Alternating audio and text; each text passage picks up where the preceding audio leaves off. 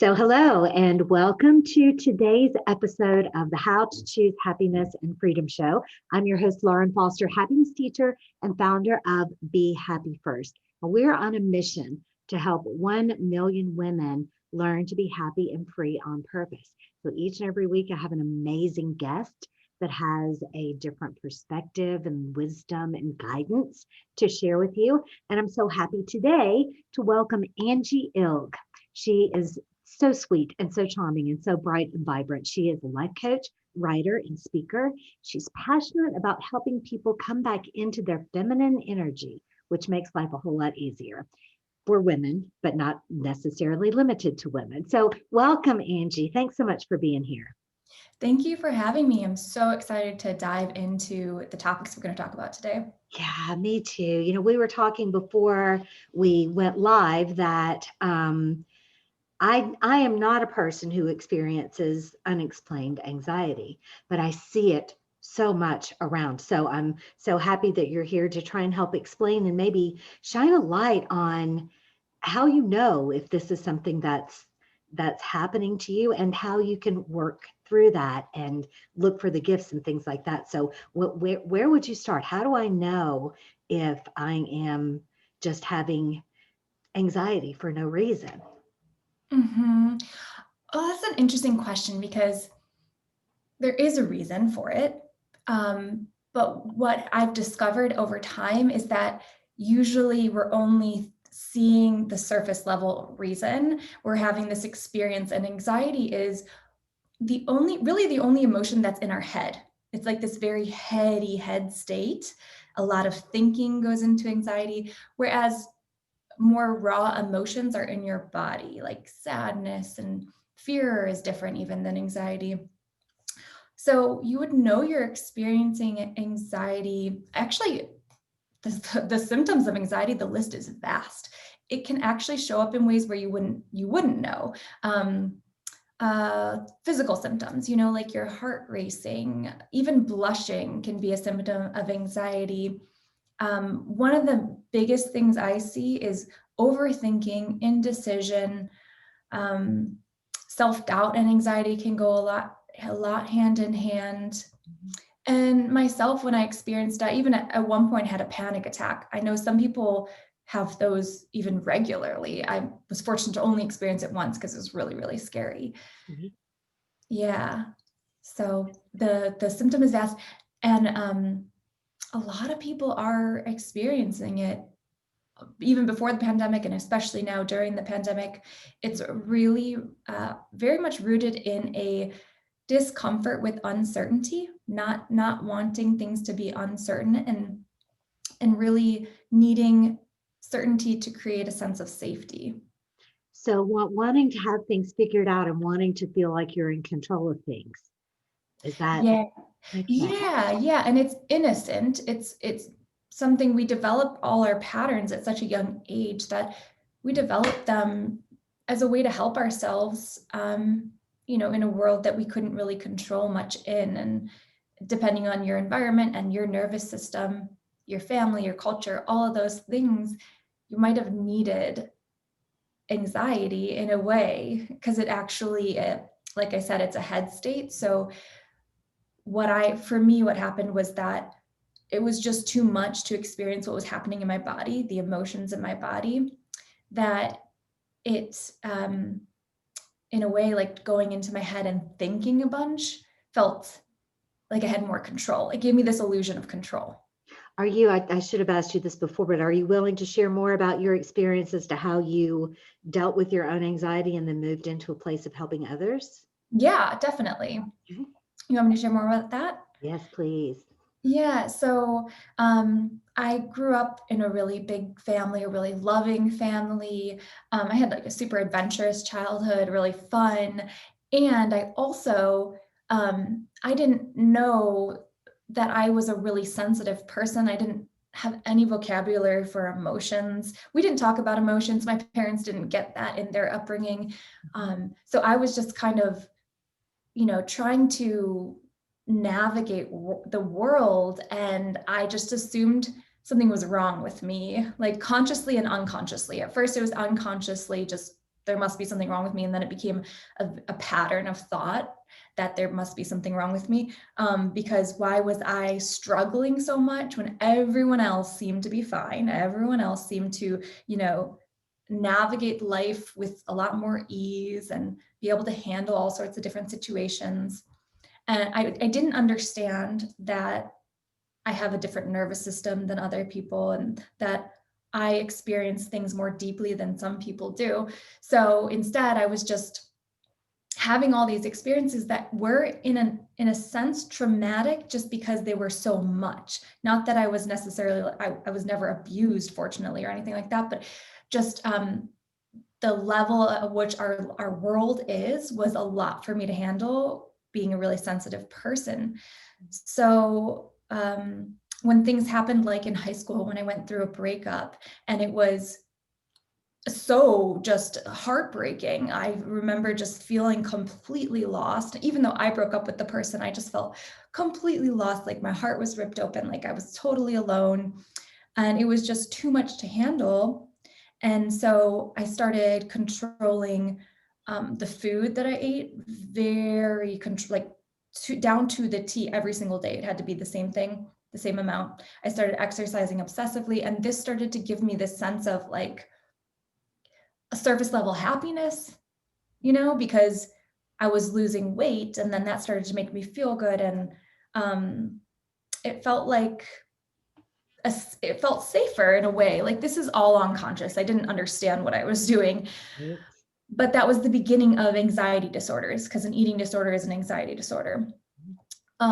So the anxiety disorders manifested in different ways, like through controlling my food and my exercise to try to control my body, and then more internal with OCD and like the way that my thoughts happened, where I would have a thought I didn't like, and then I would try really hard to either make it go away or reassure myself or get reassured by someone outside of me, really like crazy making habits and mental addictions that were just really made my world smaller and smaller. And I had so many limitations, because I had to, as with the eating disorder, for example, had to try to make sure I knew what all the situations would be so I could have it the way I needed it to be in order to feel okay. So this went on with anxiety disorders for, I would say, since I was about 16-ish until somewhere in my late 20s, when I started, actually it was in my early 20s in college when I started to talk about what I was feeling a little bit. I didn't find the right support though. I tried therapy, but they weren't good fits for me. The many therapists I tried going to the doctor and tried like Lexapro, which is an antidepressant, which had no effect on me. I did not like taking it. I explored Buddhism. I just was on a journey, because even though as hard as it was, I knew deep down, even if not consciously, I knew that it wasn't supposed to be this hard, and that this wasn't who I was. It was something that I was experiencing. So I just kept searching. I was just such a searcher for answers. I just wanted answers, and I wanted to move forward and to not feel like there was something wrong with me, and to not have to be in this place of so much suffering. It registered to me that it was unnecessary. Right. It was just so heavy and unnecessary. And all the while I was living my life. I went to college, New York City. I rode my bike across the country. I had studied abroad in France. I had a lot of fun. So I was still doing all this, but underneath everything was fear and anxiety and so much believing I wasn't good enough. And then what really changed was I began first, out of synchronicity, received a book that talked all about that negative voice we have in our head. Mm-hmm. I started doing that work. Then I ended up taking a course with the author and her partner. And then I ended up studying more deeply one-on-one with them. Well, actually in a small group of women, but with one-on-one time, and they were coaches. And it started to unravel piece by piece the ways that I wasn't feeling my emotions and the things that I believed about myself and the world. And I started to rewrite these neural pathways and understand more about mental health, emotional health, spiritual, all the bodies of health. Mhm. So mental, emotional, physical, spiritual, sexual, all of them, because it's holistic. It all a mind body connection, everything.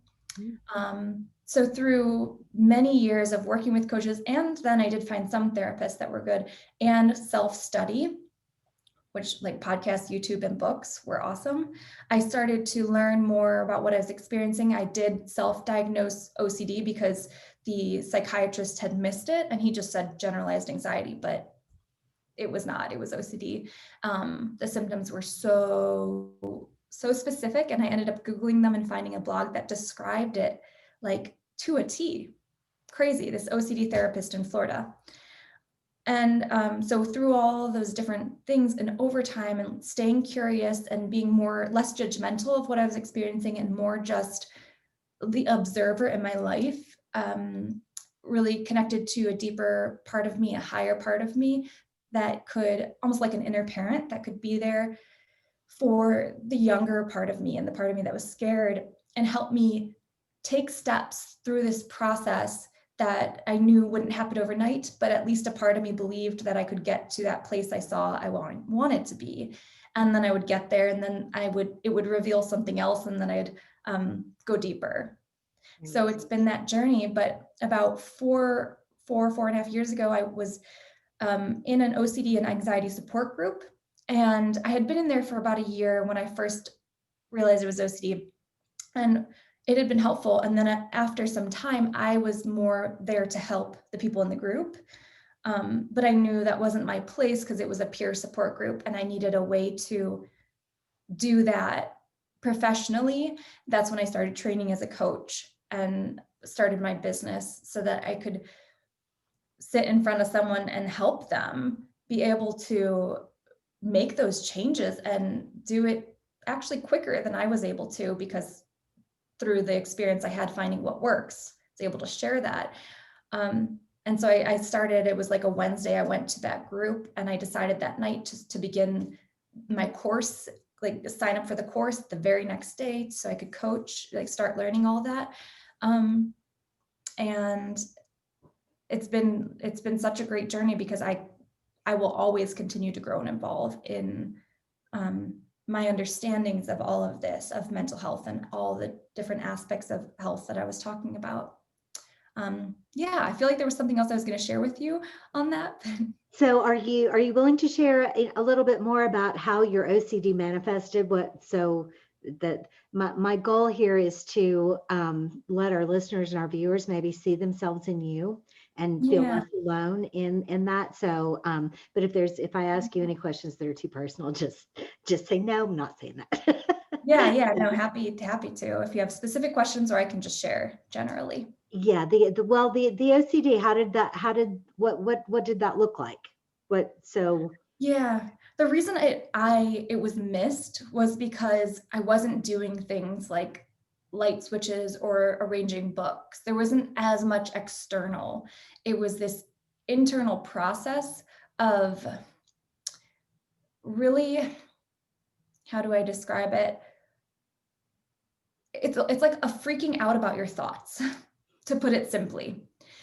I would have a thought or an image pop into my mind, and it would create a spiral effect of what if that's true.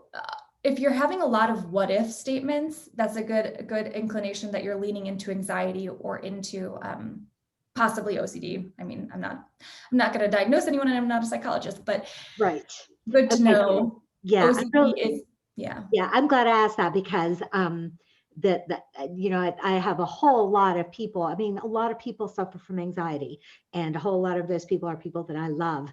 And, I know them, I see them, and I know specifically that what you just said is going to resonate with some people that I know, because that will happen. Some frightening thought, even a dream, and you're like, oh my God, why did I dream that? And it suddenly becomes this blown up thing that why would I even think that thought? So Mhm. that's, and then you're beating yourself up and worrying about it.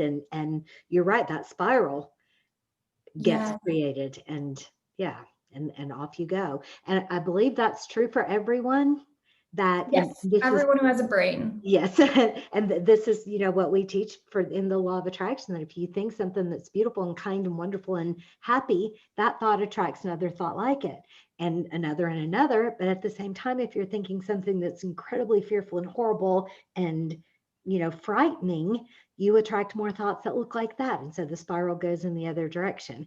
But I do believe there are levels of severity that, I've never had what you just described, but I know many people do. So, yeah, that's awesome. Okay, so what I personally believe that everyone needs a life coach.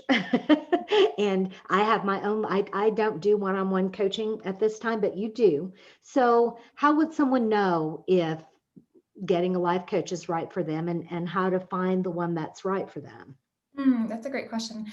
And first of all, if anyone is thinking about it, a lot of coaches offer a consultation call or a short free chat. So that's a great way if you're everyone has an intuition. So if you can get on that call and feel into a little bit.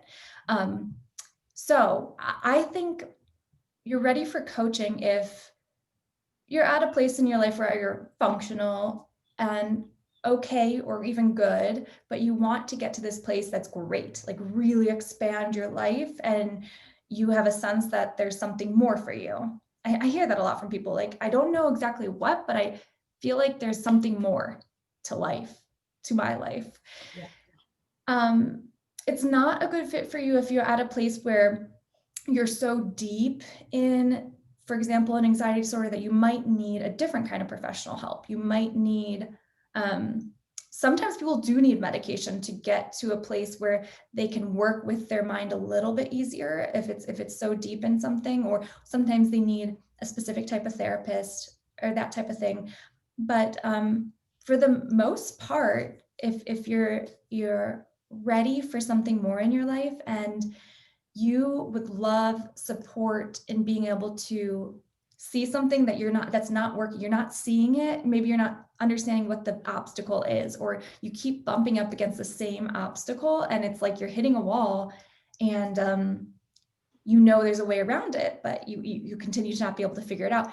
A life coach can help you see those blind spots, help you really work with the obstacles so that they're no longer even obstacles anymore, and help you with what happens is we have our patterns, our internal patterns, and as long as the pattern is running, we have the same thing happening over and over. So a coach can help you change those internal patterns or the belief system that's not getting you what you want, really help your mind work for you, not against you.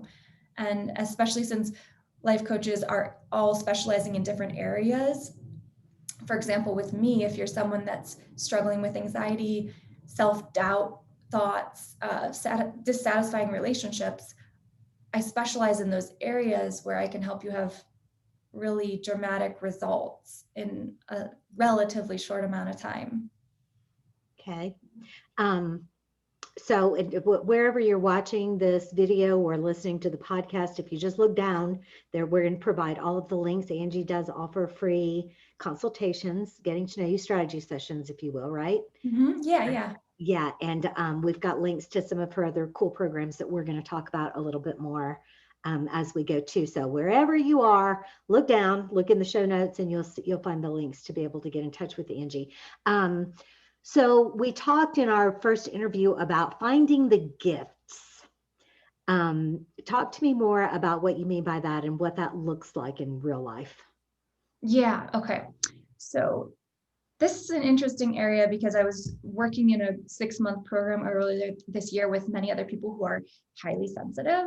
And it seemed like like a fluffy area, a fluffy, 2 weeks that we were going to focus on this, but it was actually really deep because starting to think about how your struggles might actually be gifts brought up a lot, just to it brings up a lot of your history and a lot of the either judgment you've had on yourself or devaluing of yourself. So, but what I found is that for people who feel things really deeply or experience anxiety disorders, they actually have a gift of, first of all, experiencing a really rich life, because emotions are what give the flavor to life. Emotions are what everything is about. Like, we do things because we want to feel XYZ. We want to feel happy. We want to feel free. Whatever it is, we want to feel something. Emotions are everything. And so people who feel them deeply get to experience those ones like bliss and joy even more. As well as, if you have had anxiety disorders or experience anxiety, it means that you are someone who cares a lot. Anxiety latches on to what you care about. It's just misdirected. Your care is misdirected. And when I realized that, I actually wrote a blog about this like 4 years ago about, I really don't care about these things that I have anxiety about. I don't care really what people think of me. I don't really care about all these things I'm worrying about. The things I care about are my relationships, my purpose in life, getting to support and help people. So it's interesting to think about that the only reason you can experience anxiety is because you care so deeply. And then I've also seen that, for example, anxiety, on the flip side of that, it means you have a gift of good planning, of thoughtfulness, paying attention. People who are highly sensitive, for example, they have a depth of processing and they're easily overstimulated. And the flip side of that is they notice subtleties. So you maybe make connections that other people might miss, whether that's, about problem solving, or I feel like that's the best example I can think of right now, but you're making connections about things or relating things that go together that people might have missed, as well as seeing beauty where others might miss it, because you're noticing all these little subtleties. And then let me think. For example, having this struggle of boundary issues. That the flip side of that is that you're really loyal, and you have your relationships mean a lot to you. So when we try to totally get rid of one, we're getting rid of the other. Like, if we try to get rid of, for example, sadness or shame or fear, then we're also getting rid of the opposite higher emotions that feel really good. We're essentially numbing both if we try to numb one. Interesting. So I want to delve a little bit more into that, because that was put in a way that I haven't really heard it. So take grief, for example. We lost my brother last year, and all the members of my family are grieving that in a bad way, especially my sister-in-law, who was the love of her life. And you don't want to get rid of your grief. That would seem just wrong, and not authentic, and not honoring that love and that relationship. So what is the answer to, but you don't want to live the rest of your life in that just, dark sadness either. So Yeah. what would be your advice? What would be your solution to that? Well, yeah, grief is an interesting one, because we even experience grief when there are good changes, because to a smaller degree than when someone passes away. But when there are good changes, we grieve our old self, we grieve our old life, even though something positive is happening. I believe that the answer is always that we need to feel the emotions. We need to allow them. We need to give space for them. If we don't, and this has been proven by doctors and scientists, that they are trapped in our body, in our molecules. There's a book, I think it's called Molecules of Emotion, that talks about this. So our job is to feel. We're meant to feel that grief. And of course, we don't want to just sit in negative emotions, but allow them and let them move through. And the average lifespan of an emotion, if it's not manipulated or shoved down or tried to be fixed, if it's just felt, is 90 seconds. So that fact really helped me when I was feeling fear or sadness. If I could allow it, I knew it probably wouldn't last that long. That's You know? interesting. So if you can just Mhm. say to yourself, this too shall pass in about 90 seconds, then suddenly that pain and sadness and fear, anxiety, whatever it is, has less power over you because you know it's on its way out just as quickly as it arrived. Is that Yes, and well, with grief, of course, that's a process of feeling it over and over as you grieve the loss. And I would like, as a culture, for us to not view emotions as good or bad, because grief is a beautiful thing. You get to process this loss and really see what this person meant to you and really feel. So grief, I imagine, I haven't been through a big loss like that, but I would imagine you're in your heart. Mhm. You're feeling so much in your heart. And that's, even though that's difficult, that's a beautiful place to be. Right. And I think we sort of we have this expectation of happiness in our culture, that we're generally supposed to be happy all the time. And that's why people are on pills, and like, that's why people feel ashamed for, so many different reasons about what they're experiencing. They think that they should feel happy, Mhm. but actually you should just feel whatever the emotion is that you're feeling. That's Right. the right emotion. Right, because yeah, without those negative emotions, what would happiness even look like? You know, Yes. so everything having a flip side. So yeah, and that would be I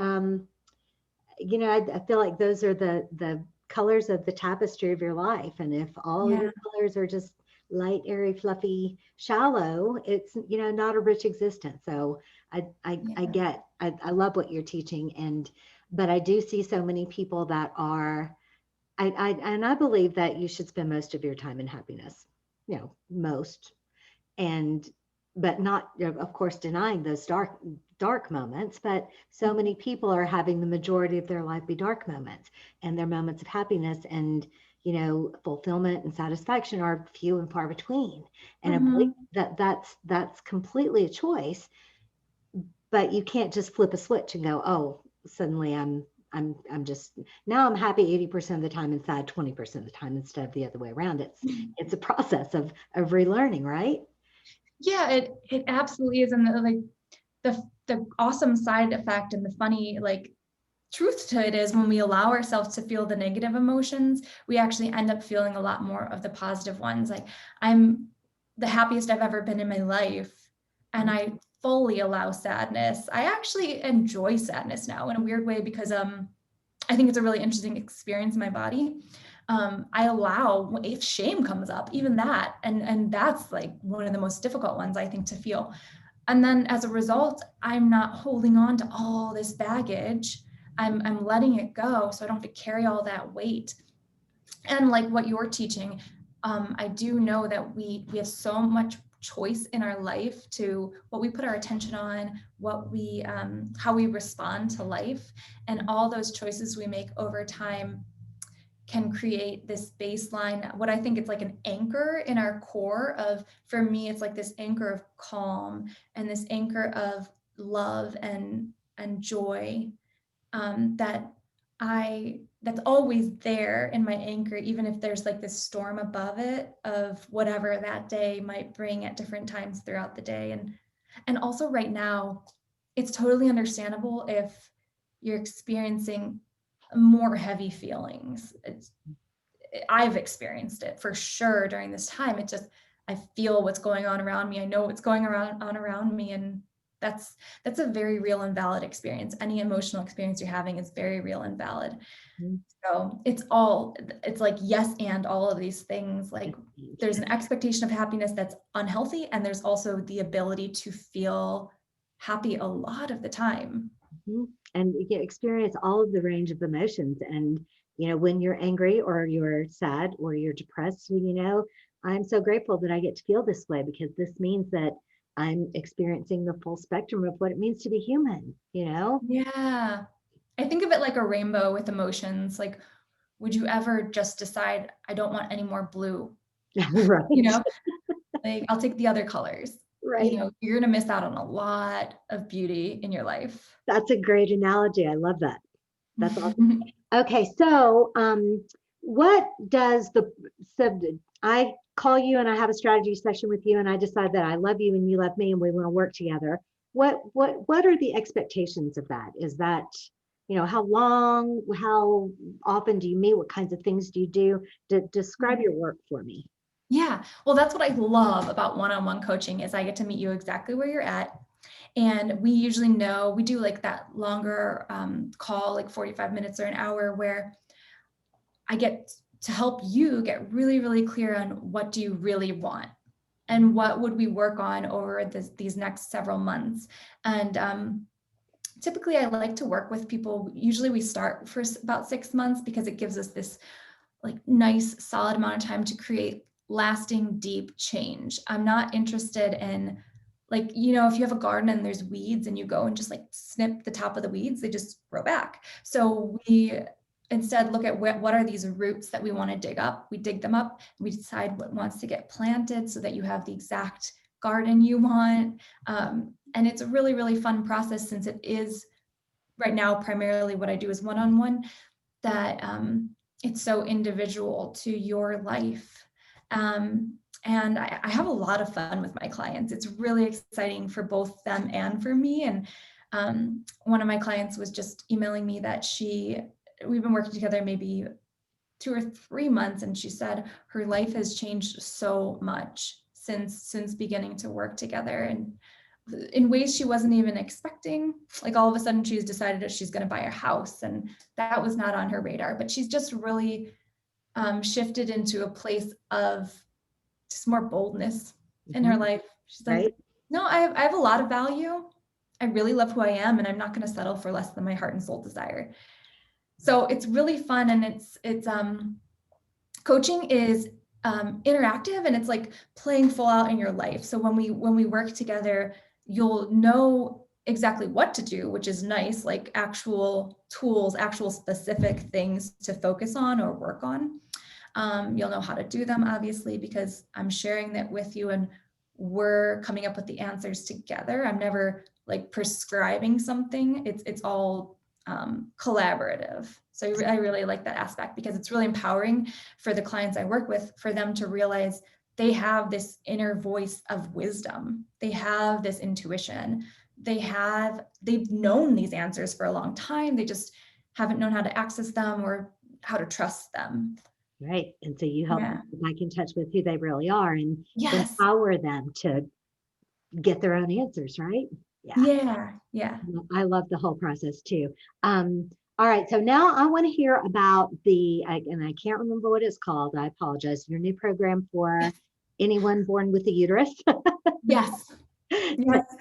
to- Anyone born with a uterus, whether you identify as a woman, trans, whatever, non-binary, it's a program about if you have a uterus, you are a cyclical being. You do not operate only on a 24-hour circadian rhythm. okay. Let me ask a question there. So is that, I've been very interested in studying the moon phases lately and living my life according to those. And so is it only women or people who have that men are not? This program isn't designed for men. It's not that, I think anyone can use the moon in those ways. Okay. But it's not as innate physically as it is with, us with our 29-day cycle that our bodies go through, all of our lives. So, okay. Yeah. Continue on. Sorry about that. Exactly. No worries at all. That's a great question. So I actually created the program, and it's not yet finished, but I'm creating it with my sister, my soul sister and biological sister, my best friend. And we just realized, so we've been doing this work on our own in our own lives for at least 3 years. And what I found is that before being in tune with my cyclical nature, I felt consistently burnt out, stressed out. My body didn't like it. Like I felt like I had a little more weight on me. I felt like not as powerful in terms of natural confidence. Mhm. I really felt like I had to push through life, and things came slow and with a lot of hard work in many ways, which just isn't my true nature. I'm Right. just So what I was doing without knowing it was operating primarily in masculine energy for a lot of my life, like especially with eating disorders. And that's very like controlled and rigid. And and when I started to wake up to this wisdom that I was like, how was I never even given this until into sometime into my 30s? I was never given this. This is life-changing wisdom, and honestly, very accessible because it's innate in your body too. You just need the sort of like the guide map. I started to have more, I had like better relationships. My body responded better to life. I mean, the simple fact that I let myself rest on days when I was tired was just a huge change. And it took many, many, many months, if not a couple years, for me to feel like, oh, it's okay. And this is not like unproductive. This is not a negative. This is a very positive, productive in itself thing. Yeah. So I am so excited about this. It's called Cycle Magic, and it's a program you can take on your own, but there will be a sisterhood community of a way to connect with people taking in the program, learning and going on this treasure map, like treasure hunt essentially within yourself. And I'm just excited because I really believe that for many people, a woman, people with a uterus, um, that this is the way to come back into true power in your life. This is the way to um, experience life with ease and more success. It's like it gets easier and you get more successful. It gets easier and you have more abundance. You have more love. It's crazy to me. That's why it's called cycle magic, because it seems like magic. Right. Yet it's really not that hard. And I honestly, when I think about it, I get a little bit mad that why don't we have this information? But I know why we don't. Like it's a result of the past thousands of years of patriarchy in the way that we know it to be now.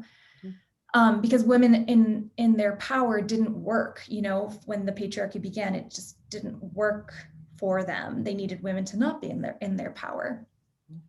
So we hope to launch it around the new year. And I know in the show notes there's the Instagram handle where you can stay tuned for that. Okay. But it's going to be really fun too. So is it like I'm in menopause.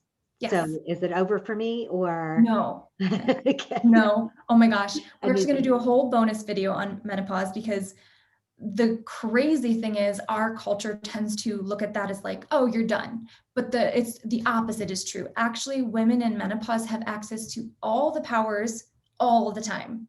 Whereas women in, not in menopause, still cycling, you have access to the powers at different times throughout however long your cycle is, 29 days on average, or whatever it is. So we like have a whole video of this, and we're going to like bow down to women because there's so much wisdom, there's so much power. It's like you're the queen of freaking everything at that time, and we need that wisdom out there, because that's really when women get into this place of, like I said, access to all those powers all the time. That there's a lot of potential for change making and impact. And so we really talk about that, as well as the fact that when you're in menopause, or if you're someone who doesn't get a bleed, you can look at the moon and start to see how your energy might shift around what phase the moon is. Women used to always bleed on the new moon, and it used to be like totally synced up. So it's a good way to track that and notice when you need rest, or when you have creative energy, or when you're good at multitasking or details or that kind of thing. So are you able to teach very young girls, prepubescent girls? I think that this, yes, I'm curious about that. I'm actually going to talk to a couple high school classes on Monday, and I've been like kind of feeling into what level of conditioning have they had at that point. Right. And because we do talk a lot in this program about what we have to unlearn. Mhm. So I think it's effective for any age, but it would be like need to be delivered maybe in different ways for prepubescent or high school girls. Maybe I'm not sure yet, because maybe where it's at, it'd be great for young women in high school. Yeah. And, and I even would love to see our little girls who, are still having their minds formed be, Yeah. delivered more empowering messages and understanding masculine and feminine power. Not that masculine power is bad. That's, we get things done, we build things, we, Yes. control things in a masculine way. And but the feminine power and feminine energy is so important too. And I Yeah. love that we're coming into that as a as a species, I guess, and women being able to step up and be themselves and authentically, bring feminine power to the I table. know. I see it with women waking up. I see this in a lot of programs like awaken, waking up, like the words keep getting used because that's all it is it's already there. We're just realizing it. Right. And we're coming back to it being what it's meant to be, which is a really positive thing, a really force for good and force for creation, force for life. Like the feminine energies are the creative ones. The world would cease to exist without them. Right. And I love what you're talking about because it is a big part of my dream to be able to work with girls and young women, because those are so formative of times, so confusing of times. I was just confused for many, many years. Me too. Yeah. Yeah, we absolutely all were. Are you familiar with Claire Zammit, Dr. Claire Zammit? Yes. Does Yeah. she wrote the book on relationships and she talks about uncoupling? Is that her? No, that's Um, Catherine Woodward Thomas. yeah, no, Claire's the she has a whole worldwide movement of empowerment for women and feminine power and all those things. You would enjoy her. You should look into Okay. look her Is up. she Claire, Australian? she's maybe I'll look her up. Australian or English, but she lives in the United States now or Canada. Yeah, I can't remember. But yeah, you would really enjoy her work. It's all about feminine empowerment.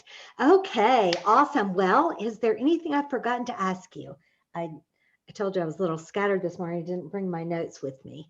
Um, Hmm. anything important that we want to make sure that we get shared while we're here together? Well, I love what we were talking about a little before we got on the call and just, um, how prevalent it is right now, people struggling with mental health issues, especially anxiety, and um, that's not your forever thing. This is not something that you have to always struggle with. I see people that do, they see things a certain way and it's unhelpful. Like they see things as sort of like the victim in their own life, and I don't know if I can help them when they're happy with the way they see things in some way, like it works for them. There's a benefit to being the victim. But if you're someone who you want to feel differently, you want to have a different experience of life, you don't have to struggle and suffer your whole life. There's so much out there. And then I know there's a lot of resources in the show notes in terms of ways I can help. Because I know that can also be overwhelming to not know how. But I offer a free whole guidebook and webinar on emotional ease. And that's a great place to start if you're struggling in these ways, to start to understand some emotional health stuff. That's just one piece of the puzzle. But I really want to just say that because I think sometimes people need a little bit of hope about it because it can feel so all pervasive and it can feel so permanent. Yeah, and you get a mental health diagnosis, and suddenly that becomes what you are. That's the big Yeah. label that gets put on you. I am bipolar. I am manic depressive. I am, and we always try to teach you if you're going to say I am, make sure it's followed by something powerful, and don't let your diagnosis be the definition of who you are. And yeah, Our so words are so powerful, and that even that shift alone, just instead of saying I'm OCD, you could say I'm experiencing OCD. Right. That's what I say. Like I experienced OCD, or I'm having an OCD experience. Even that alone, there's a different energy.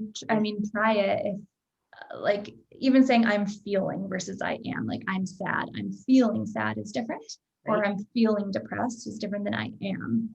Exactly. I'm Yeah. experiencing this emotion in this moment, Mhm. not who I am. Yeah, yeah. Awesome. All right, cool. So again, in case people are just listening, just say your website if Oh, they're sure. writing So my up. website is angieilg.com. It's ANGIEILG.com. Okay, awesome. And then again, when you get the chance, look in the show notes for all the links and go and have a free session with Angie and see if she can bring some happiness into your life and make you feel better. It's awesome. Yeah, I Thank you. love to talk to you. Thank you so much for being here with me. Thank you, Lauren. This is All so right. nice.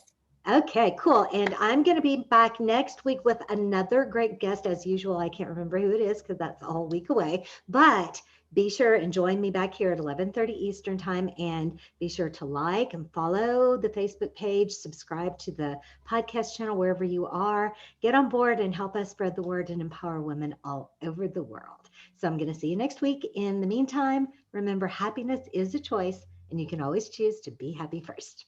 I'll see you soon.